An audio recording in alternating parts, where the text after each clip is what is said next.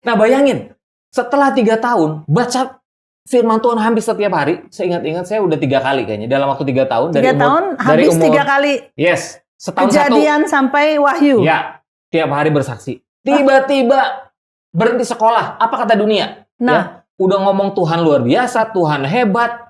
Ya. Putus sekolah. Ya, mereka sih nggak ngomong ya, tapi kayaknya dari ekspresi mereka sih, mana katanya Tuhan kamu luar biasa, Tuhan kamu hebat. Betul, betul. Hai sahabat Cross Talk, bersama saya Grace Kusno dalam Bincang-Bincang Cross Talk.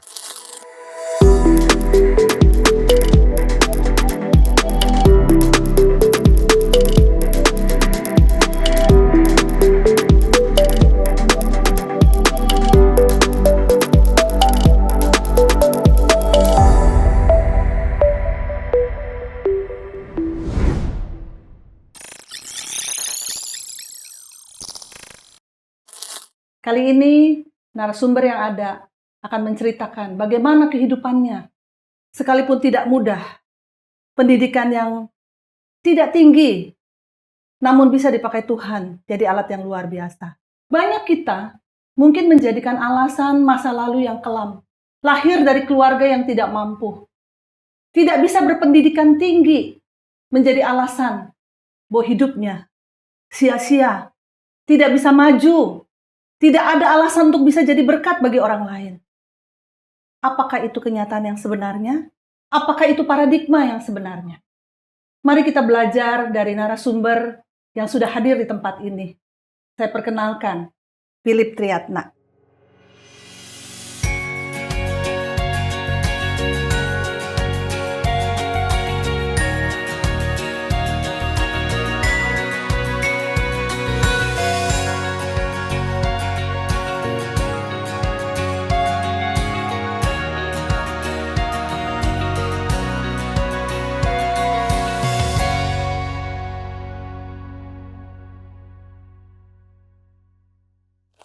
Halo Kak Grace. Halo Philip, selamat datang ya.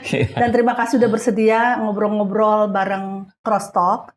Karena saya percaya, kami percaya peristiwa ataupun kehidupan Philip Triatna akan jadi berkat bagi banyak orang. Amin. Okay, amin ya. Nah, saya kenal beliau, itu sebabnya kami mengundangnya dan kisah hidupnya itu buat saya adalah luar biasa. Mungkin Philip bisa menceritakan lebih lanjut bagaimana dari masa kecil aja nggak apa-apa, ya. Bagaimana gitu kehidupannya. Kenapa kok cuma lulus sekolah pendidikannya tuh hanya SMP begitu ya? Boleh bercerita, Pak Philip? Boleh share kepada para sahabat Cross Talk? Saya selalu meyakini bahwa orang yang sukses atau orang yang berhasil itu adalah orang-orang yang sanggup menghubungkan setiap titik-titik hidupnya menjadi pembelajaran. Oke. Ya, jadi kalau kita bisa nyambungin setiap titik hidup kita, ya baik senang ataupun duka, ya sebetulnya itu sedang mendekatkan kita kepada mimpinya Tuhan. Oke, jadi hidup kita tuh bukan cuma segaris panjang, betul, tapi di dalam garis itu ada titik-titik, begitu bukan? Yes. Oke, kalau kita lihat cuma setitik-setitik, kita pasti akan frustasi. Tapi kalau kita pakai kacamata iman, kita lihat titik-titik itu disambungkan, ternyata itu cara Tuhan untuk kita semakin mendekat kepada mimpi yang Tuhan percayakan buat masing-masing kita. Baik. Ya, nah hari titik pertamanya gimana nih? Ya, nah hari ini, saat ini saya mau share tentang salah satu titik hidup saya, yaitu waktu saya masih kecil. Ya, saya dilahirkan, ya, saya anak ke-8 dari 11. Ya. Wow, banyak, hampir selusin 11 persepak bolaan bisa. Oke. Ya, jadi sebelum saya dilahirkan itu orang tua saya itu punya usaha tuh bangkrut, mengalami kehancuran. Jadi beberapa tahun sebelum saya dilahirkan, ya bahkan orang tua saya bilang waktu saya dilahirkan itu dalam kondisi ekonomi yang sangat parah. Paling terpuruk gitu ya? Iya. Nah, taunya dari mana? Itu kami kan tinggal waktu masa kecil itu orang tua saya dengan kakak-kakak saya itu tinggal di kota Cianjur. Oke. Ya, tinggal di kota Cianjur. Nah, waktu saya mau dilahirkan, uang lagi pas-pasan. Ya. Nah, mereka dengar di kota Sukabumi, yaitu sekitar 30 km dari kota Cianjur, baru dibuka tuh rumah sakit bersalin yang baru. Jadi masih harga promosi. Oh, oh gitu ya. Melahirkannya pun harus memilih kota lain karena kekurangan uang tersebut. Oke, lanjut. Jadi saya dilahirkan di Sukabumi, ya seminggu kemudian pulang ke Cianjur. Oh begitu ya? Ya, kalau kakak saya, ya adik saya, ya sebagian besar lahir di kota Cianjur.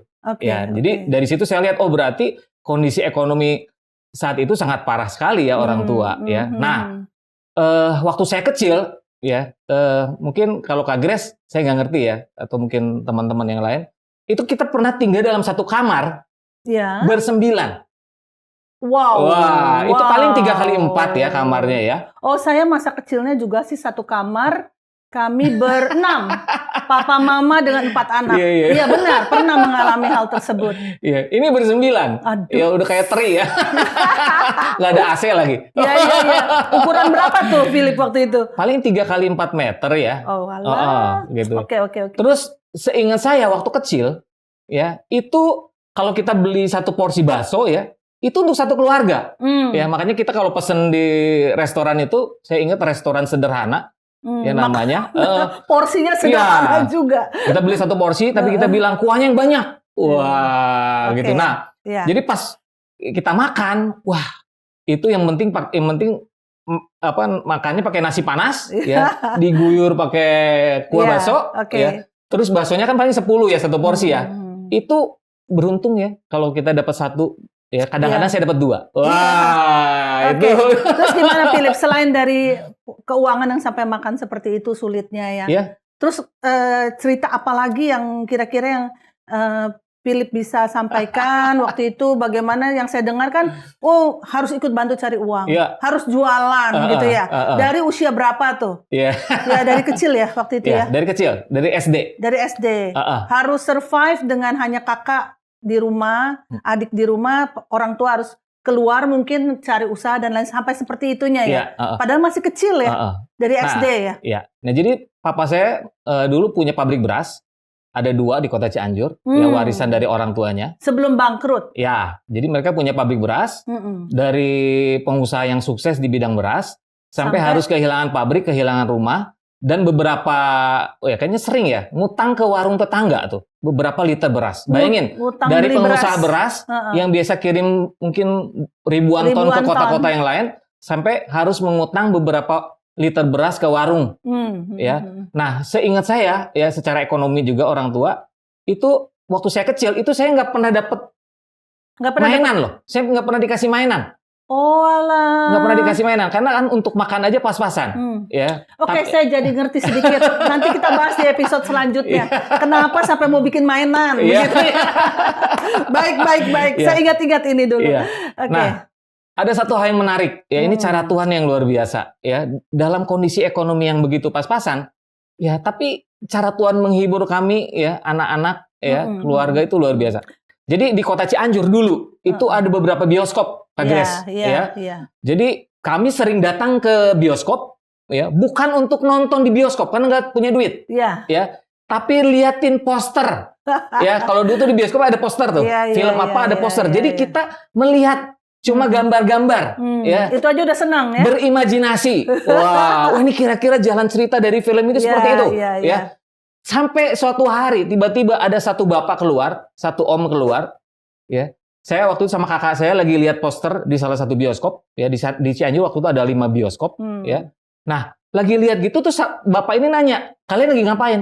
"Ini om, kita lagi lihat poster, ya, dari film, ya." "Kenapa nggak nonton?" "Nggak ada uang." Dia bilang gini, "Mulai saat ini, kalau kalian mau nonton, sebut nama saya, namanya Pak Piku." Wah, ya, masih ingat sampai sekarang ya? Mulai saat ini, kalau kalian menonton, sebut nama saya, katanya. Nah, itu waktu itu di bioskop Sinar. Ya. Nah, ternyata Pak Piku ini penanggung jawab dari beberapa bioskop. Nah, sejak itu, saya dan kakak saya kalau nonton bioskop gratis. Waduh. Lebih sering kayaknya dari pemilik bioskopnya. Ya. Nonton film Indonesia di Sinar, nonton India di bioskop Dewi, silat di Pusaka. Ya. Dalam hal ini pun Tuhan bela ya. Tuhan bela. Ya, Philip ya, berarti memang luar biasa. Nah, gimana Pak Philip? Kok Pak ya? Waduh, ini adik saya, ini adik. Oke, Philip, bagaimana bisa kisah hidupnya bersama Tuhan gimana? Saya percaya tuh bisa nonton di bioskop juga, itu kasih Tuhan sih. Kalau kita mau peka ya, pasti Tuhan juga yang memberikan fasilitas ini. Ya, sejak kapan tuh kenal Tuhan? Nah, mungkin sebelum saya jawab pertanyaan kedua dari Kak Grace, tadi Kak Grace tanya tentang gimana sih supaya ketika jatuh bangkrut apa yang dilakukan kan? Iya. Nah, ternyata ini mama saya luar biasa. Ya, jadi suaminya lagi frustasi, ya, lagi nggak punya semangat, nggak antusias, kehilangan pabrik, kehilangan rumah. Mama saya bangkit. Ya, mama saya bangkit, dia punya skill itu jago bikin makanan.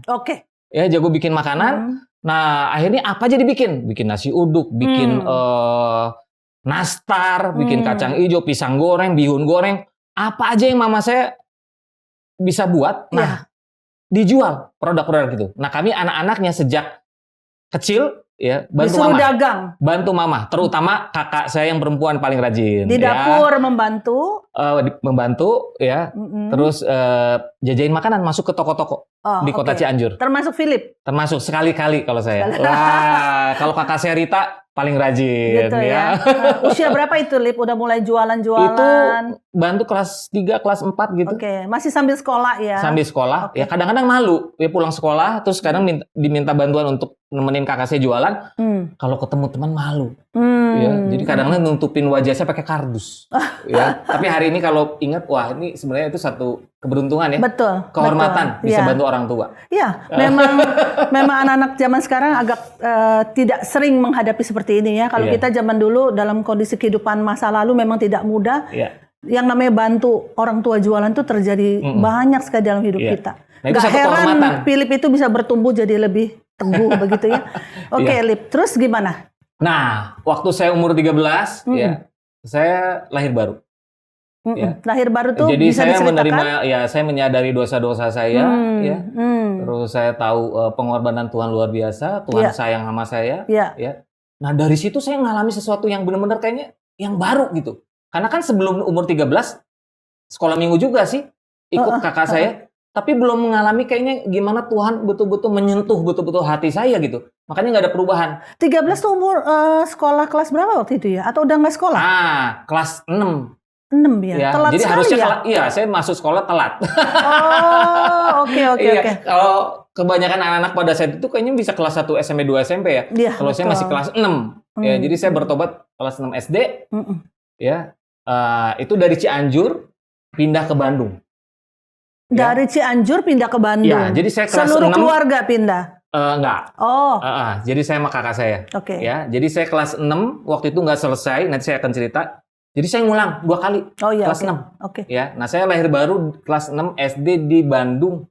Pada waktu acara apa tuh? Nah waktu itu ada ibadah minggu. Ya minggu. paling yang hadir 10 orang. Saya ingat waktu itu pakai tempat di Wisma Oikumene di Jalan Rama ya di Bandung. Ya, jadi ada satu pelayanan di situ. Sekolah minggu dong, enggak?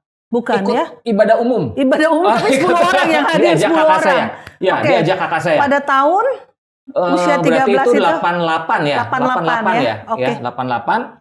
Terus tiba-tiba waktu dinyanyikan lagu yang Bagai Raja Wali, Tuhan adalah kekuatanku.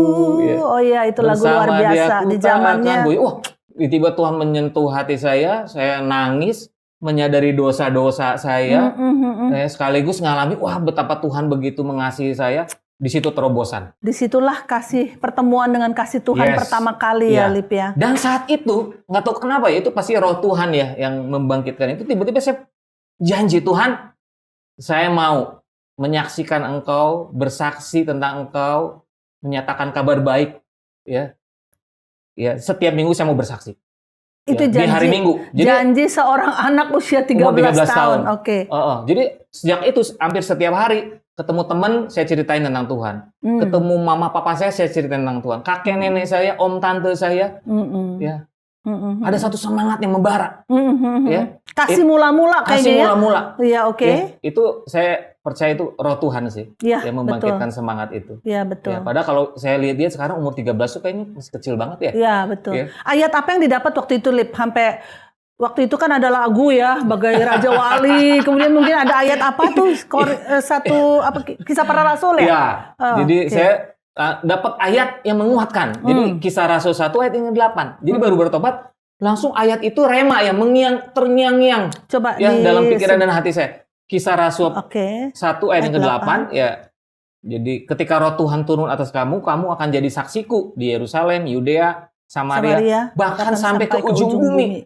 Wah, saya lihat hidup saya biasa-biasa, tapi saya lihat janji Tuhan. Wah, Tuhan bisa pakai hidup saya nih jadi berkat. Ya, bahkan sampai ke ujung bumi. Nah, ya.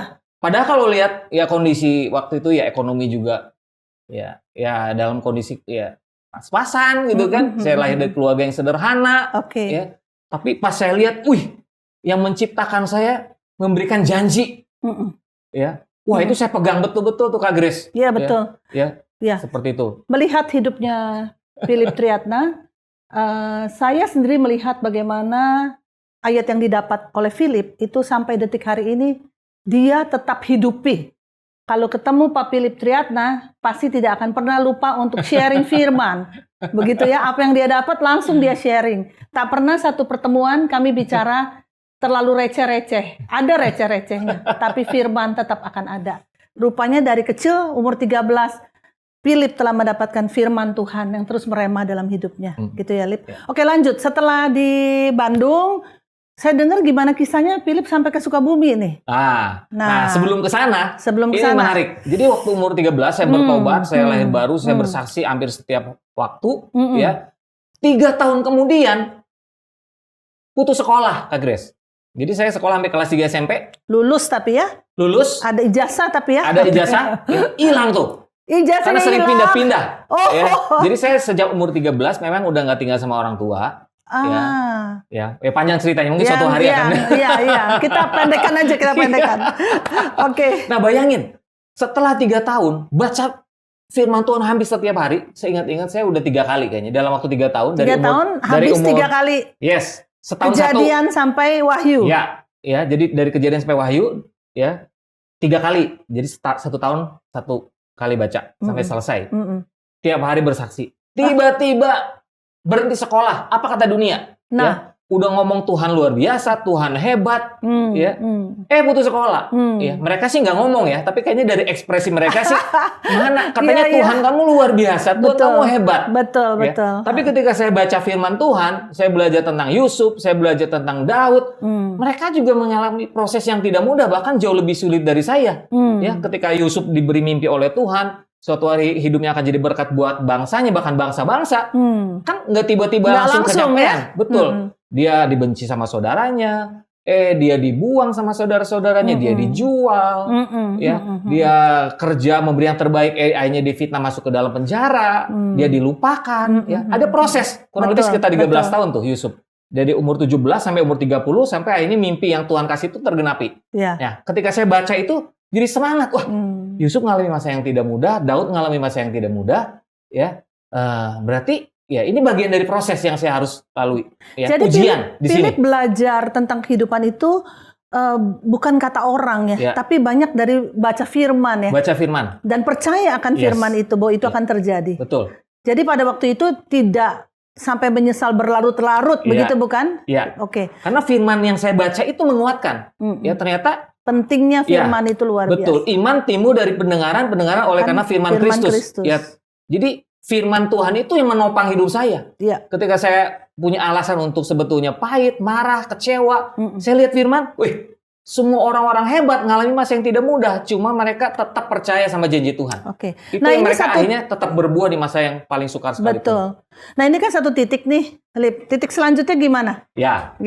Ini nggak nyerah nih, berarti bergerak menuju titik selanjutnya dong. Yes. Oke, bagaimana? Nah, waktu berhenti sekolah umur 16, ya, saya pikir, saya kan punya bakat. Dari umur 7 tuh saya memang ikut klub badminton. Ya, jadi dari kecil sering ikut pertandingan bulu tangkis, masuk klub, juara sejak Kabupaten Cianjur, ya. Terus pindah ke Bandung, saya tetap lanjutkan di bulu tangkis, masuk ke klub Mutiara. Saat itu salah satu klub terbaik, sampai hari ini juga salah satu klub terbaik di Indonesia.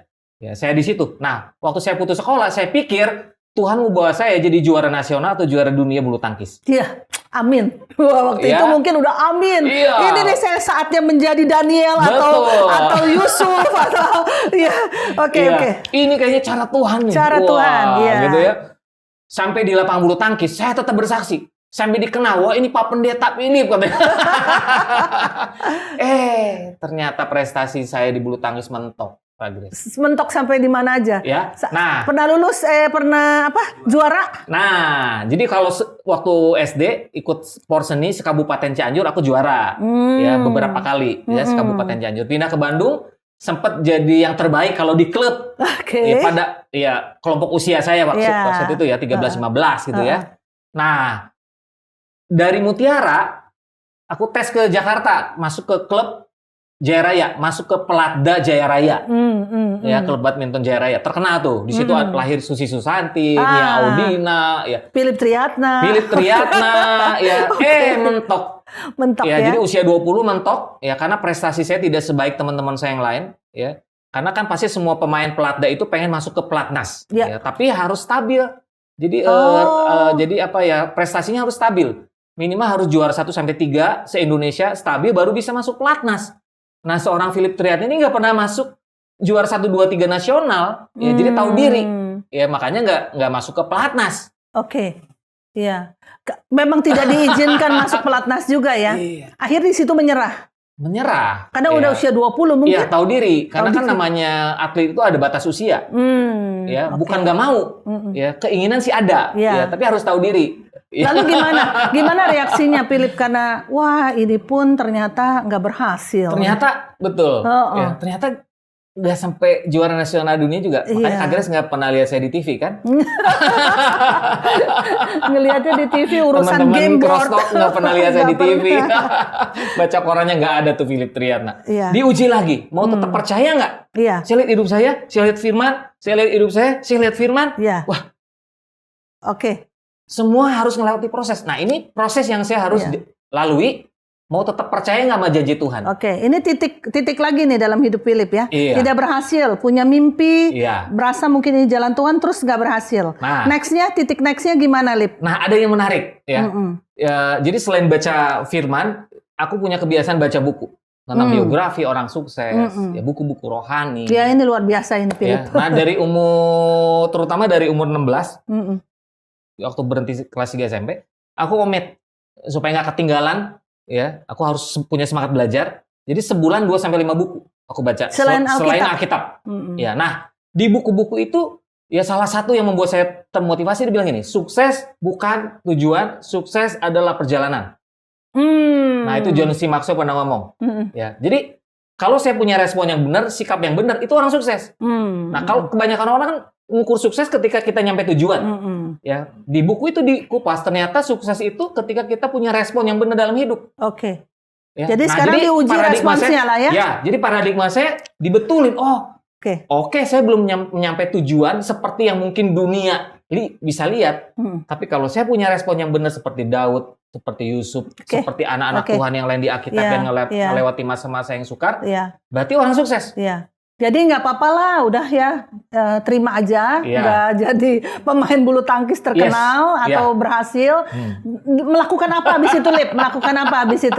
Nah, usia 20, ya, wah ini tantangan baru. Ya, karena memang dari dulu Tuhan kasih saya hati misi ya, ke jiwa-jiwa tuh, wah, pokoknya tiap ketemu orang tuh pengen nyatain tentang kebaikan Tuhan. Nah, terutama orang-orang yang terabaikan, ya, jiwa-jiwa, ya semua sih Tuhan, pokoknya siapapun. Tapi terutama orang-orang yang bermasalah. Ya, saya diingetin di Yesaya 61. Ya, ketika Roh Tuhan ada padaku, ya dia akan ya membawa kita ya menjadi berkat ya buat orang-orang terpenjara, orang-orang yang susah gitu ya. Nah, waktu itu dari Jakarta usia 20, aku pindah ke Sukabumi. Wah, ini dari kota ke kota ya. Ya, pindah ke Sukabumi. Cianjur, Bandung, ya kan? Jakarta, Sukabumi, kota kelahiran dong ya? Kota kelahiran. Oke. Nah, yang lucu orang tua saya juga udah pindah ke kota Sukabumi, ngontrak. Aku udah pindah ke Sukabumi, kontrak rumah juga. Sempat tinggal beberapa lama sama orang tua, ya setelah itu kontrak rumah. Sendiri, kontrak rumah sendiri. Untuk karena, pelayanannya. Betul. Ya. Jadi waktu aku tinggal di rumah orang tua, aku sering ya cari orang-orang yang bermasalah, ya bahkan sambil menjadi pelatih badminton di kota Sukabumi. Ya, caranya untuk melayani mereka dengan melatih badminton. Ya, aku mulai tanya beberapa orang di sana, ada nggak orang-orang yang bermasalah yang saya bisa jadi teman, jadi sahabat buat mereka, ya terutama mungkin yang kena narkoba dan sebagainya. Akhirnya ketemu tuh satu orang, ya namanya Robi, ya udah aku jadi teman, jadi sahabat. Dari satu jadi Dari berapa? satu jadi sahabat, dengan dia hidupnya ngalami ada satu perubahan. Ditampung di kontrakan tersebut? Awalnya enggak. Okay. Awalnya datang ke rumahnya, terus orang tuanya bilang, Philip boleh nggak untuk sementara waktu anak saya ikut sama kamu? Mungkin kayaknya bisa lebih cepat gitu ngalami pertumbuhan, ya. Nah, udah dari situ, dari mulut ke mulut, akhirnya singkat cerita, ya selama dari umur 20 sampai 26, aku tampung kurang lebih tinggal bareng 30 orang. Wow. Pencanduan narkoba. Di dalam satu kontrakan ukuran berapa? Lumayan gede. Rumahnya. Itu mungkin lebih dari 200 meter. Ya, dananya dari mana waktu itu bisa sewa? Banyak teman-teman yang bantu. Oke.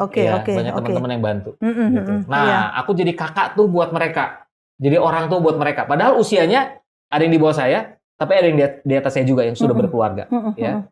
Banyak dari mereka ingin sembuh narkoba, cuma kan masuk rehab mahal. Betul. Mereka bingung, ya udah akhirnya ditampung di tempat saya dan teman-teman gratis. Iya. Jadi Philip waktu itu melayani bukan sendiri ya di rehab Awalnya itu? Sendiri, tapi akhirnya teman-teman bantu. Oke. Iya. Karena 30 orang. Ya, dengan pribadi yang unik tentunya. Iya. Karakter yang sulit. Betul. Ya, boleh ceritakan tuh bagaimana sedikit keunikan dan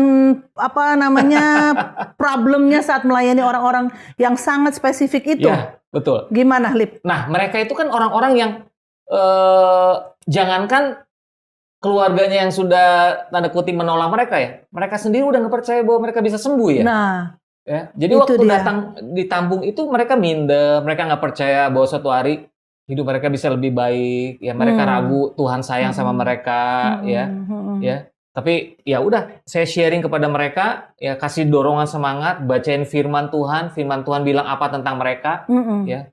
Mayoritas narkoba semua? Mayoritas narkoba, ada beberapa yang sakit jiwa. Yang kita tarik sakit dari jiwa jalan. Juga, oke. Nah, banyak yang menarik ya di situ. Itu ya, karena kan waktu masuk itu kan nggak semuanya langsung udah pengen ini ya, ada yang kadang-kadang orang tuanya yang titipin dan sebagainya. Betul, karena udah nggak bisa merawatnya, lebih baik dititip ke Philip begitu ya. Itu diuji karakter kita hampir setiap hari, ya. Ributlah mereka di antara mereka, ya. Barang hilang lah, ada yang ngasih gitarnya dicolong sama salah satu dari mereka dijual. Ada yang kasih televisi, ya buat hiburan bareng-bareng, diambil sama salah satu dari mereka dijual, ya. Jadi mau mandi sempat waktu itu airnya nggak ngocor, ya kita pakai air tanah, sanionya digergaji dijual, ya. Wah itu betul-betul ujian yang luar biasa. Sekolah kehidupan di situ. Iya. Ya. Saya rasa betul 6 tahun berarti itu 6 tahun. 6 tahun sekolah karakter. Iya. 6 tahun diuji bagaimana membagi kasih Kristus ya. Iya. Dan belajar tulus kan, karena nggak banyak orang tahu juga pelayanan kita, orang-orang kita layani juga mungkin ya orang keluarganya juga udah kebanyakan dari mereka udah menolak ya anak-anak ini, ya itu sekolah kerendahan hati lah, di situ, karena nggak banyak yang tahu sih. Iya.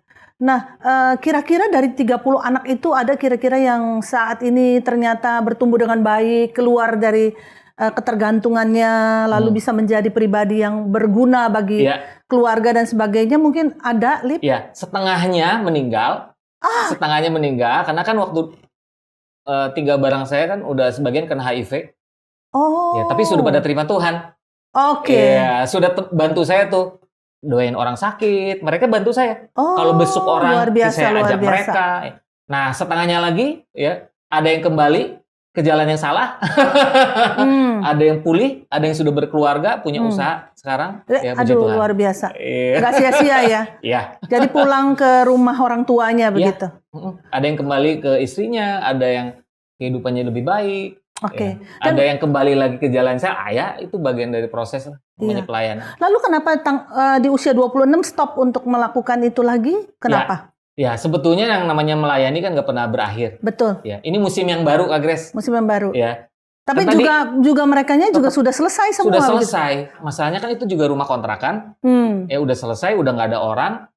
Ya, terus juga Tuhan kasih mimpi yang lain. Ya bergerak kan. Tadi sampai ujung bumi kan. Nah, ini baru titik keberapa? Dari tadi kita udah baru titik keberapa nih ya? Iya, benar. Iya. Ya. Nah, Tuhan bawa kita ke musim yang baru ya untuk kita punya impact ya dampak yang lebih luas dari sebelumnya. Ya. Mungkin Tuhan udah melihat, oke, ini cukup setia nih Philip. Iya. Baik. Dibawa bergerak. Ya, mungkin kita nanti akan bicara lebih lanjut lagi ya untuk yang ini di episode selanjutnya ya, Lip. Tapi dalam episode ini kita banyak belajar. Jadi sahabat Crosstalk, apa yang kita pelajari dari Philip Triatna ini adalah sesuatu yang luar biasa ya. Jadi Philip sedang menatah kehidupannya dari satu titik ke titik yang lain, ke titik yang lain, ke titik yang lain. Kadang-kadang sampai pada satu titik udah mau menyerah mungkin, tapi diingatkan lagi oleh kebenaran firman Tuhan. Lalu dia melangkah lagi ke titik selanjutnya, belum berhasil juga, ke titik selanjutnya lagi, belum juga berhasil sepertinya. Tapi titik terakhir itu yang baru saja kita dengar adalah sebuah kesaksian yang sangat luar biasa bahwa apa yang dia investasi dalam hidup ke 30 orang yang pernah dia layani tidak sia-sia. Sekalipun setengahnya dipanggil pulang Tuhan, tapi sempat mengenal Tuhan. Dan sempat melayani juga bersama dengan dia. Dan beberapa juga dipulihkan. Beberapa mungkin kembali ke kehidupan yang lama. Tapi itu tidak akan menghentikan seorang Philip Triatna untuk tetap melakukan apa yang Tuhan mau. Jadi para sahabat Crosstalk, janganlah kita menyerah. Apapun juga masa lalu kita, seberat apapun, sejelek apapun, sehitam apapun, jangan kita berkata bahwa Tuhan tidak mengasihi kita. Tapi Tuhan sangat mengasihi kita dan Dia menerima kita apa adanya. Lebih daripada itu, bahkan Dia mau memakai hidup kita untuk kemuliaan namanya. Kita akan menyaksikan kelanjutan dari kisah Philip Triatna. Lebih seru lagi. Hai Julie. Halo Philip. Halo Kak Grace. Wah, rasanya kalau nggak ditemenin pasangan kurang lengkap ya. Iya. Bikin semangat kehadirannya. Iya betul. Iya, kita akan melanjutkan sahabat Crosstalk dalam usia Philip Triatna yang ke-26. Fase baru apa saja yang dia alami. Betul ya, 26 tahun. Setelah 6 tahun hidup dalam pelayanan dengan orang-orang narkoba dan ada orang yang sakit jiwa, selesailah pelayanan ini memasuki tahap titik baru dalam kehidupan Philip Triatna. Oke, Philip, apa yang istimewa setelah usia 26 tahun? Ngomong-ngomong kayaknya sebelum pindah ke Jakarta di usia 26 itu sudah mulai berkenalan saat pelayanan orang narkoba dengan mantan pacar, bukan? Oh iya. Betul ya? Iya. Betul kan ya? Iya, jadi tempat ya rumah penampungan anak-anak ya narkoba atau orang-orang bermasalah itu jadi sering dikunjungi tuh ya dari oleh gereja-gereja lain. Gereja-gereja, komunitas, beberapa organisasi ya. Nah, salah satu yang datang ya dengan semangat. Salah satu yang datang adalah ya dari satu komunitas ya. Yang sekarang ya salah satu anggotanya yang menjadi istri saya. Nah, Julie Tane, bagaimana tuh dulu ke sana? Kenapa kok mau ikut pelayanan ke orang narkoba tersebut ke Sukabumi?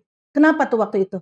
Kan belum kenal Philip kan? Iya, waktu itu memang kita dengan beberapa teman-teman kan ya, kita memang mau terjun langsung untuk melihat pelayanan-pelayanan yang ada ya. Jadi macam-macam kan. Jadi nah, kita dapat kabar tuh kalau pelayanan di Sukabumi ini lebih unik, melayani orang-orang yang spesial juga gitu. Nah, jadi saya dan beberapa teman-teman datang ke Sukabumi untuk kita belajar. Untuk lebih peduli lagi dengan jiwa-jiwa. Iya. Waktu itu saya dengar sebenarnya bagi berapa kelompok ya. Kebetulan aja kan kalau nggak salah dalam tanda kutip bahwa Julie Tane dapat bagiannya di Sukabumi gitu ya. Ada yang ke Jawa, macam-macam ya. Kita kalau nggak salah ada 3 kelompok waktu itu.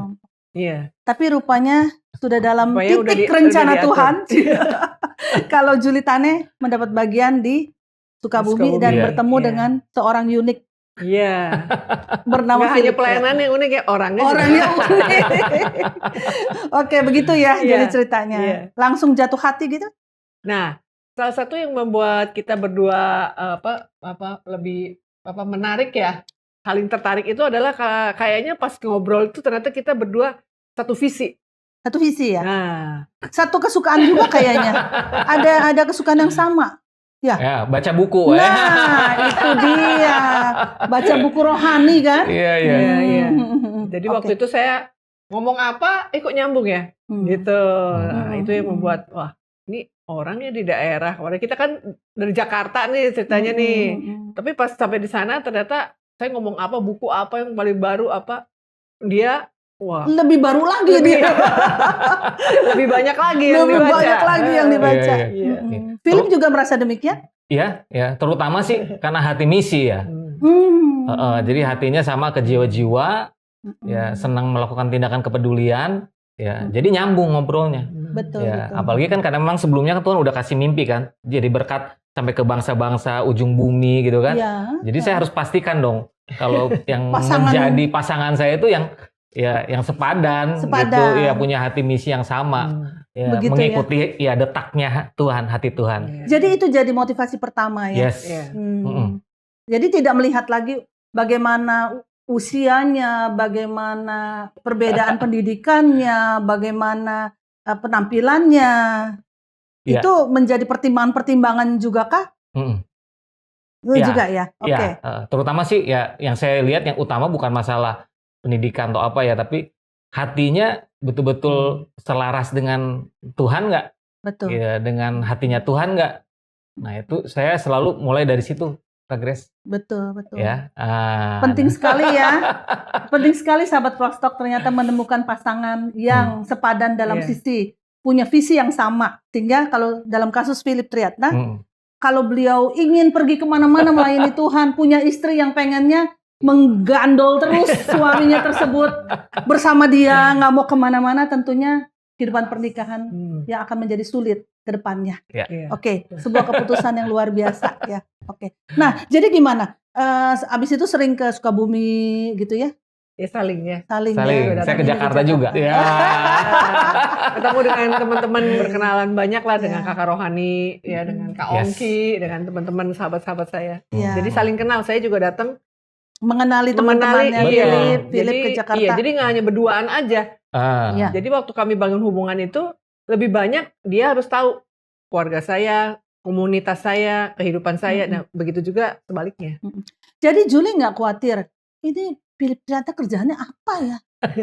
Ya kan keluarganya mampu gak ya? Berapa mobil yang dia punya? Nggak sampai khawatir gitu ya? Masa depan saya gimana gitu? Apakah itu ada pertimbangan dalam hati Julie? Ya pasti ada ya, kalau secara manusia ada pemikiran. Tapi kenapa juga kami berdua bisa cocok? Karena saya melihat dia ini adalah orang yang bersandar 100% pada Tuhan. Ya, bergantung hidupnya sama Tuhan. Menurut saya, kalau buat saya kriteria pria itu adalah pria harus orang yang takut akan Tuhan. Melebihi segala sesuatu yang ada di dunia. Dia mengasihi Tuhan melebihi siapapun termasuk saya. Nah, itu buat saya kriteria pertama harus cinta Tuhan, bukan hanya dia rajin mungkin aktivitas, tapi benar-benar dia membangun hubungan pribadi sama Tuhan, lapar dan haus akan firman. Nah, kalau buat saya itu kriteria.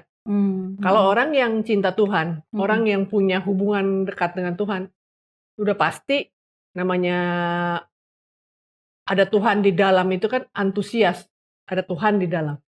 Pasti kehidupannya mau maju, dia nggak akan malas, dia akan selalu berpegang pada kebenaran. Bisa jatuh, bisa berbuat salah, tapi dia akan kembali karena ada Tuhan. Oke. Nah, dalam berbincang-bincang juga tidak terjadi ketimpangan begitu. Satu, Philip cuma mengenyam pendidikan SMP, saya S1 gitu. Ngomongnya secara umumnya nggak nyambung gitu, nggak ada. Sampai sejauh ini nggak ya? Nggak pernah ya, malah mengimbangi ya. Malah mengimbangi. Ya, sahabat Prostock. Betul, saya jadi teringat satu ayat di dalam Amsal 1 ayat 7 berkata, takut akan Tuhan adalah permulaan pengetahuan. Tetapi orang bodoh menghina hikmat dan didikan. Jadi karena Philip takut akan Tuhan, dan itu kriteria pertama dari Julie, Tuhan tidak pernah salah dalam firman-Nya. Karena takut akan Tuhan, pengetahuan Philip bertambah-tambah. Tentunya bukan hanya karena firman yang ditulis di dalam Amsal saja, tapi karena pribadi seorang Philip Triatna memang tidak pernah berhenti untuk belajar. Ya, dia membaca buku rohani, dia belajar firman Tuhan. Jadi itulah yang rupanya di mana kita bisa berkata bahwa pendidikan kita di masa lalu, kehidupan kita di masa lalu tidaklah menentukan langkah ke depan kita dan siapa kita di depannya. di depan hidup kita ini. Oke, kita kembali ya, Jul. Iya. Oke, sesudah itu Philip ke Jakarta. Ya. Ya.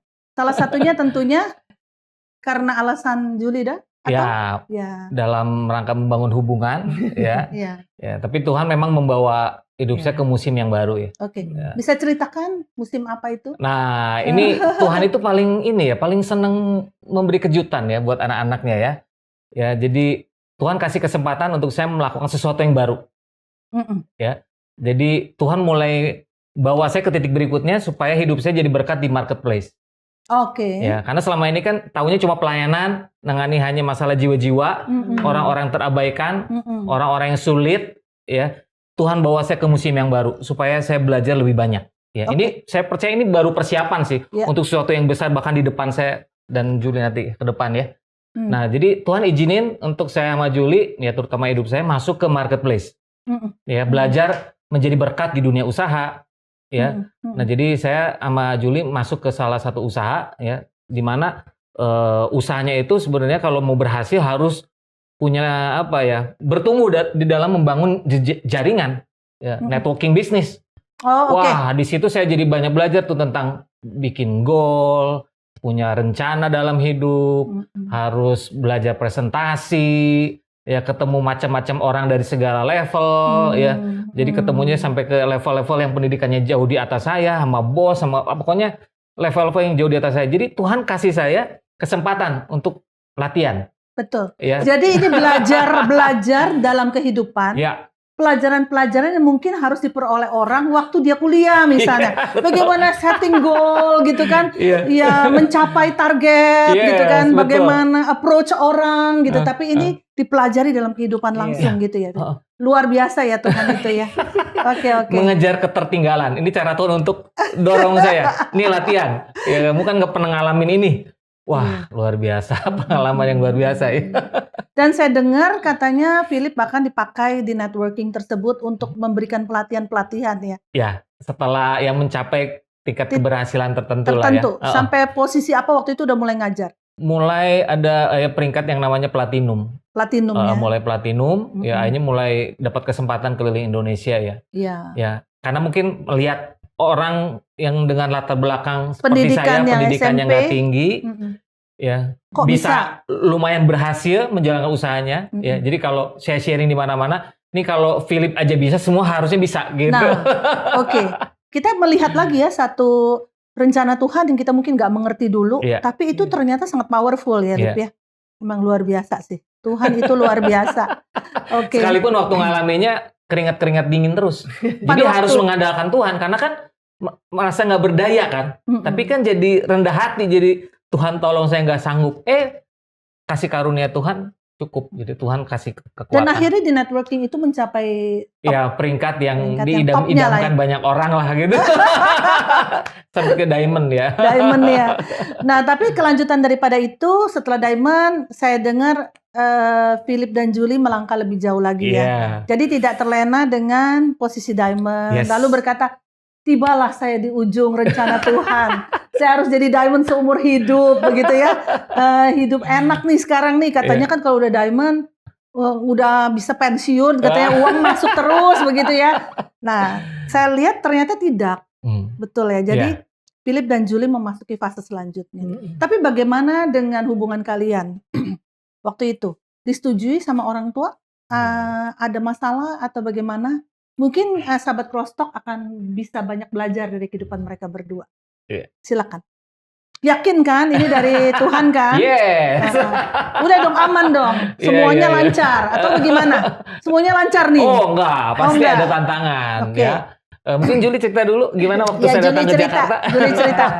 Ya kalau mungkin untuk orang teman-teman Crosstalk kalau yang punya anak perempuan ya, terus datanglah seorang calon buat anak perempuannya, datang dengan baju lusuh ya, sederhana lah lusuh lah ya, lusuh ya, bawa tas ya, satu tas doang, terus hartanya ya satu tas itu, dan kantong plastik kresek hitam isinya baju gitu ya. Nah itu membuat mungkin agak shock juga ya orang tua saya ya. Tapi sebenarnya kalau lihat orangnya mungkin secara karakter orang senang. Termasuk mungkin, orang tua senang. Iya, tapi mungkin ada kekhawatiran lah ya dari orang tua saya. Cara ekonomi bagaimana mempertanggungjawabkan anaknya mungkin. Ya, kondisinya ada penghasilan tetap nggak? Menurut saya itu pemikiran yang wajar. Yang umum dan wajar sekali, betul. Kekhawatiran seperti itu. Nah, jadi balik ke Philip, bagaimana dia bisa meyakinkan nggak orang tua saya gitu. Kalau misalnya saya membangun hubungan lebih jauh, nah tanggung jawabnya seperti apa gitu. Iya. Gimana, Lip? Iya. Reaksi dari calon papa mertua waktu itu gimana kepada Philip? Mungkin terkejut ya. Kalau saya jadi dia juga terkejut. Penghasilannya berapa waktu itu? Waktu itu ditanya langsung. Ya, akhirnya saya cerita ya. Jadi saya cerita, ya saya pelayanan anak-anak narkoba. Wah, pasti itu udah kaget tuh, ya. Terus penghasilan lulusan SMP tahu dong, ya berapa ratus ribu aja. Ya dia makin kaget, ya. Saya bilang, saya setuju ya sama kamu bangun hubungan sama Julie. Cuma sama waktunya ini yang belum setuju kan? Betul, karena saya di mana-mana sebelum ketemu calon mertua tuh saya selalu ngajar. Ya kalau namanya jodoh itu orangnya harus tepat. Caranya harus tepat, betul. Waktunya harus tepat, betul. Ya, karena bisa aja jodohnya tepat, waktunya nggak tepat, ya. Atau caranya nggak atau tepat. Orangnya tepat, waktunya tepat, caranya salah, ya nggak bisa ketemu calon yang sepadan juga. Oke. Karena sering ngajar itu, ya saya bilang harus praktekkan. Om, saya kalau belum bisa ya kasih nafkah yang layak buat Julie, ya suatu hari kalau jadi istri saya nggak akan nikah. Oh gitu ya. Kasih saya waktu. Luar biasa. Ya, akhirnya malah si papi yang mempercepat. Ya, itu waktu itu kita rencananya kalau nggak salah tahun 2003, saya udah bangun usaha juga bareng sama Julie. Kita bilang 2 tahun lagi, 2005 kita baru ngomong nih sama papi. Ya, mau lanjutkan ke jenjang pernikahan. 2005 kita baru mau ngomong. 2004 dia yang bilang tahun ini katanya. Wow. Penghasilan udah tercapai belum waktu itu? Belum seperti yang dia sebutkan, tapi dia udah lihat nih orang semangat, dia antusias. Nggak bakal gagal nih orang kayak gini. Ya, terutama cara memperlakukan anaknya kayaknya ya. Dia lihat. Iya. Puji Tuhan ya. Jadi kalau dari Tuhan dari awal dipertemukannya pun merupakan keajaiban. Ya pasti kedepannya Tuhan tuntun sampai pada akhirnya ya. Luar biasa kalian jadi pasangan yang sungguh jadi inspirasi. Terima kasih. Jadi menikah di tahun 2004 akhirnya 2004. Ya. Berarti sudah berapa tahun nih? Ini tahun ke-19 nih, Desember ini. Tahun depan ke-20 ya. Tahun depan ke-20. Cepat waktu. Masih terkagum-kagum akan turut campur tangan Tuhan ya. Oke, nah sesudah menikah, kemudian saya lihat lebih banyak lagi yang dihasilkan ya. Hal-hal yang baru, saya juga nggak sangka mereka telah menghasilkan banyak hal, kreasi, karya yang bukan cuma berdampak bagi orang-orang di sekitarnya aja, yang bukan hanya berdampak bagi network yang dibangun, tapi juga bagi begitu luas kesempatan yang Tuhan buka bagi mereka. Oke, kalau kita lihat, sahabat Prostok di meja ini banyak karya yang dibawa sih baru 6 ya. 6. Ada berapa sih karya sebenarnya? Udah lebih dari 40. Udah lebih dari 40. Edu game ya.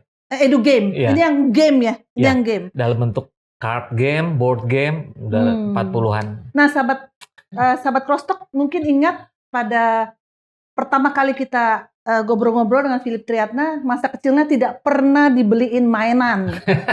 Ya. Nah, ternyata sekarang dia bikin mainan sendiri supaya banyak anak-anak waktu masa usia kecilnya bisa main sepuas-puasnya. Tapi bukan cuma main, karena ada hal lain di balik permainan tersebut. Mungkin bisa jelaskan. Kalau kita lihat, Julie Tane adalah seorang pelukis. Ya, pelukis boleh dikatakan pelukis profesional. Julie sempat belajar di Shanghai untuk kursus melukis. Ada cerita yang unik di balik ini semuanya. Juga bagaimana Tuhan tetap mempertahankan hubungan mereka. Tapi kalau diceritain panjangnya. Sesinya bisa banyak ini. Oke, anyway, Julie sekarang karya-karyanya juga dijual juga. Suka ada pameran, lukis karyanya Julie Tane juga. Dan di karya kemampuannya melukis itu juga dituangkan dalam bentuk games yang bisa dinikmati banyak orang. Boleh silakan diceritakan ya mengenai game Nah, ini titik berikutnya nih. Ya. Ya, makanya sebenarnya berjalan bersama Tuhan tuh seru ya. Ya, jadi kalau kita ngalami hidup nggak seru, tanda tanya. Ya, kalau kita menghidupi firman, pasti banyak kejutan-kejutan yang Tuhan kasih. Nah, ini titik berikutnya nih. Awalnya lah ini anak-anak, narkoba yang bermasalah, suruh latihan di marketplace. Nah, ini titik berikutnya. Ya, Tuhan membawa ya impact hidup kita sampai ujung bumi itu kan, Kak Grace, kisah 1 ayat 8. Nah, setelah kita ngobrol-ngobrol berdoa, kayak kita mau Tuhan bawa ke sesuatu yang baru. Ya, cuma apa kan?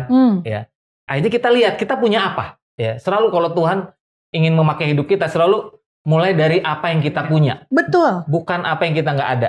Ya, saya suka main, karena kan kurang mainan. Jadi dulu sering main ke rumah temen, main monopoli, ular tangga, layangan, apa aja lah yang bisa dimainin. Ya, pinjam dari temannya. Iya. Terus ketemu Juli, jago gambar. Akhirnya kita pikir, kita bikin apa nih? Ya udah, kita mulai. Saya dapat ide waktu itu bikin seperti monopoli, board game. Nah, kalau di monopoli kan belajar bisnis ya, ngumpulin tanah, rumah, hotel. Nah, kenapa nggak kita sambil main board game belajar mendidik generasi? Bangun karakter positif. Ya, jadi yang dikumpulin sayang orang tua, tentang kerendahan hati, tentang ketulusan, tentang kesabaran, tentang kepedulian. Jadi pemenangnya yang paling banyak punya kartu karakter positif. Ya, jadi kita ingin menanamkan kepada generasi sukses itu bonus. Yang paling penting karakter. Ya, jadi itu yang paling utama. Ya, akhirnya lahir board game pertama ya, Semakin Berdetak namanya.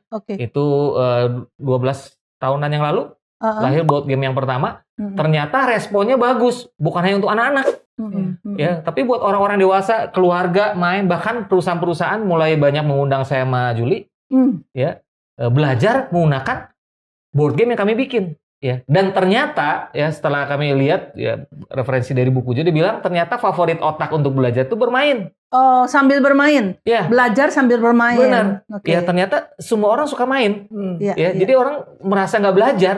Sambil main tetap belajar sesuatu, nggak tertekan. Jadi waktu itu perusahaan-perusahaan mengundang dengan menggunakan materi yang sudah ada. Iya. Betul. Tapi lebih lanjut lagi perusahaan-perusahaan tersebut juga saya dengar customize ya. Custom meminta kalian membuatkan game untuk perusahaan mereka. Boleh ceritakan mungkin seperti apa? Jadi misalnya, yang mungkin nggak sebut merek nggak apa-apa. Jadi kita pernah diundang ke salah satu bank yang swasta terbesar di Indonesia untuk training semua kepala cabang pembantu mereka, 1000-an orang dibagi sekitar 7 kali pertemuan, menggunakan board game itu.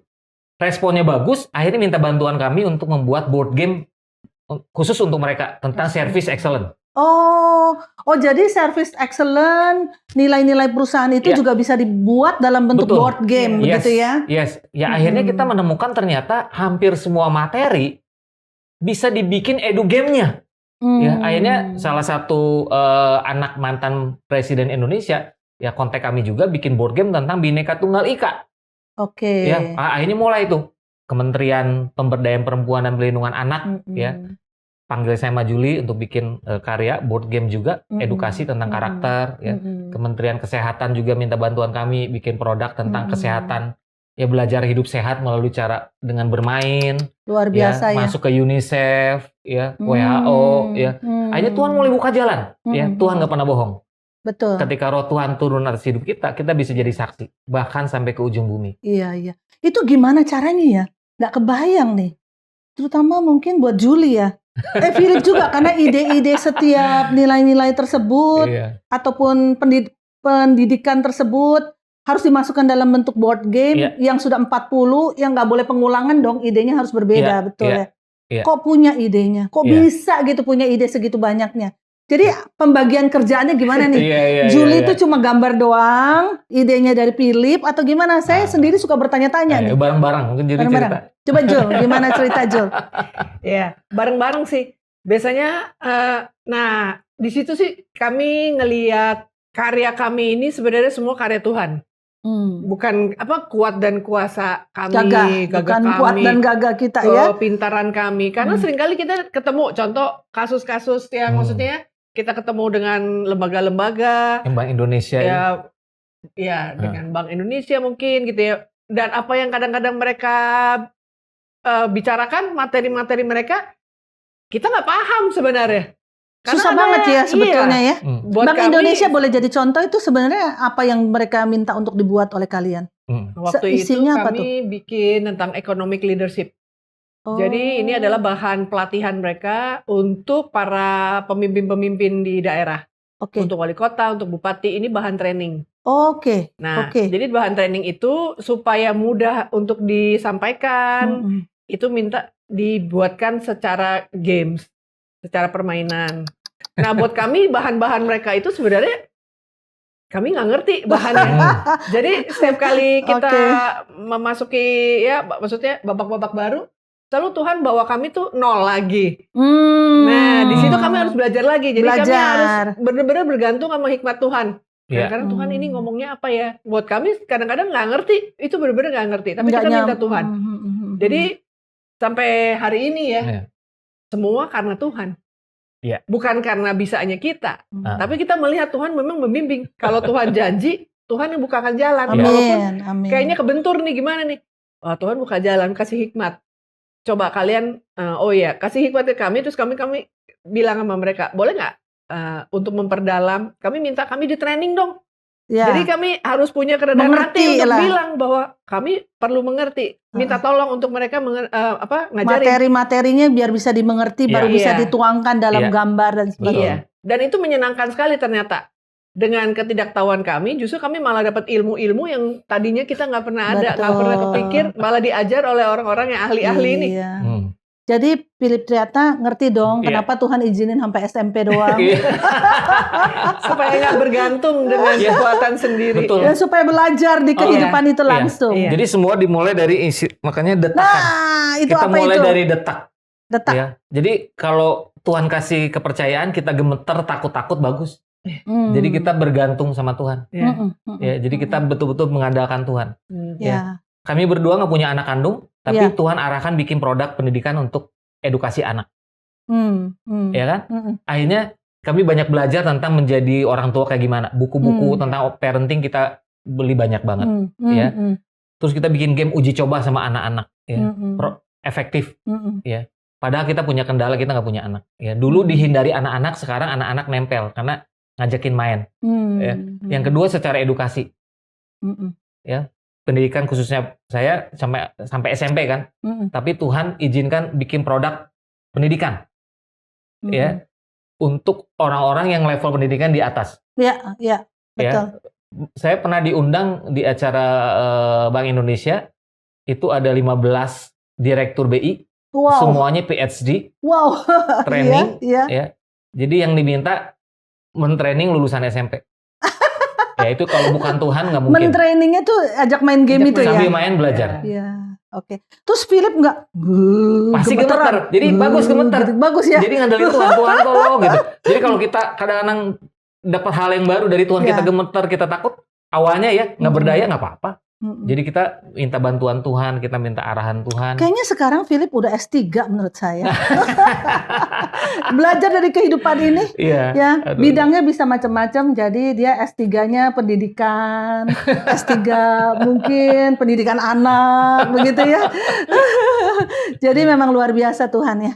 Tuhannya tapi hebat. Saya percaya karena Philip juga memberi respons yang benar. Jadi sahabat Crosstalk, respons itu penting sekali. Respon yang benar itu adalah keputusan kita, Bukan keadaan yang mempengaruhi kita, tapi saat kita berespons dengan benar, saat kita didasari oleh karena takut akan Tuhan, karena mengasihi Tuhan, belajar firman, pasti Tuhan akan menuntun ke depan. Tidak ada alasan apapun untuk berkata, saya nggak bakal bisa jadi apa-apa. Kalau kita menyaksikan kesaksian mereka berdua. Justru mereka dipakai Tuhan melebihi daripada apa yang mungkin mereka pernah bayangkan. Betul ya? Pernah nggak bayangin? Bisa dipanggil kementerian gitu ya? Nggak pernah. Nggak pernah ya? Saya percaya Tuhan mau pakai hidup kami luar biasa, Tapi nggak ngerti sampai kayak sejauh ini gitu. Iya ya. Ya, Kalau detailnya nggak tahu. UNICEF itu udah tingkat dunia sih, betul ya. Juga diminta kan tadi kita Iya. ada sebut UNICEF Ya, Iya. Iya, untuk kita malah membuat bikin video ya, Video sketsa kartun. video kartun. Iya. khusus untuk Indonesia, Ya, bahasa Indonesia. bahasa Indonesia. Kisah si Hmm. Aksa, kisah si Geni. Kita bikin video mencegah kekerasan seksual pada anak. Itu sudah ditonton jutaan orang ya. Inspirasi Iya, banyak orang. iya. Banyak Semoga juga diterjemahkan atau voice overnya diganti dengan bahasa-bahasa macam-macam di seluruh dunia ya. Kalau udah begitu sebenarnya visi yang diberikan kepada Philip dan Julie juga ya untuk menjadi saksi, memuridkan sampai ke ujung bumi, itu sebetulnya juga tercapai itu secara nggak sadar ya. Karena itu akan spread sampai ke manapun lewat sosial media, lintas waktu dan lintas tempat begitu ya. Sungguh-sungguh luar biasa. Oke, baik. Apalagi ya yang kita belum bahas mengenai ini ya. Kedepannya. Nah, ini kan nih udah 40 nih. Kira-kira ada mimpi lain nggak ke depannya? Ya, terus titik lainnya nih. Udah ada yang baru lagi? Boleh sedikit dibocorkan gitu mungkin. Kalau ada. Iya, memang misi yang Tuhan kasih sama kami kan membangun budaya positif ya dengan cara-cara kreatif.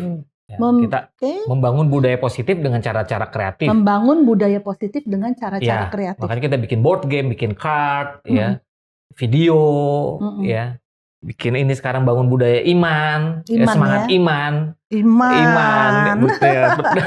Iya, sahabat Crosstalk, ini t-shirt iman ini adalah karya mereka loh. Dan sekarang lumayan heboh gitu ya, dibeli banyak orang, dipakai banyak orang. Kalau pakai ini ingat terus harus beriman. Okay. Dan hidupnya harus berdetak. Betul. Masih banyak hal yang keren masih di depan. Ya, kuncinya terus ya punya membangun hubungan yang karib sama Tuhan. Ya kami percaya nanti akan ada detakan-detakan yang baru di depan. Betul. Ya, ada hal-hal baru memang yang Tuhan sedang percayakan, tapi nanti lain kali kita ngobrol bicara lagi ya. Iya, bicara lagi udah ya. ngomongin titik yang itu. Udah.